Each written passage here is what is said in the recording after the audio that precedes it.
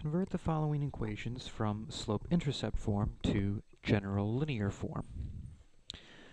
Recall that slope-intercept form looks like y equals mx plus b, and general linear form looks like ax plus by equals c.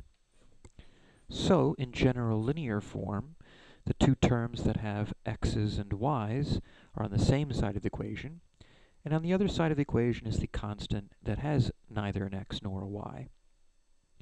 So, if we take y equals negative 2x plus 5, in order to write this equation in general linear form, we need to get this term negative 2x on the left side along with the y. So, I will simply add 2x to both sides of the equation. If you add 2x to the left side of the equation, we can't combine it with the y, so we would simply have a positive 2x plus y, and on the right side we would have 5. And that would be sufficient to write the equation in general linear form. Now, the second equation is y equals negative 1/5 x plus 1. So my first step will be similar to what I did in problem A. I will add the 1/5 x to both sides of the equation to get the two terms with the x's and the y's together. So that will give us 1/5 x plus y equals 1.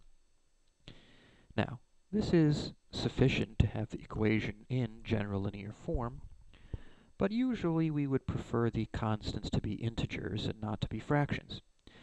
If you'd like to get rid of this fraction, it would be as simple as multiplying both sides of this equation by 5.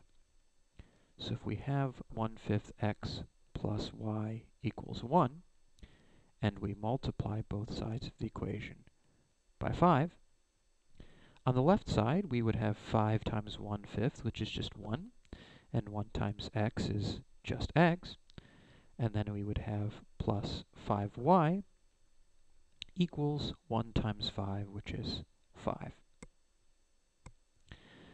So, though these two forms of the equation are equivalent, this might be somewhat preferable just to avoid the fraction.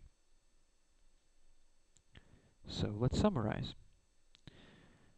3 says, write your best strategy for the steps you need to take in general to convert from slope-intercept form to general linear form. So if you take an equation in y equals mx plus b, or slope-intercept form, the first thing you'll want to do is to get the terms with the x and y on the same side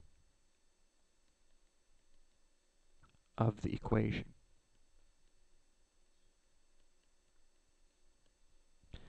Then we could multiply both sides of the equation by a constant in order to eliminate any fractions. Now, this second step is not strictly necessary, though it may be helpful.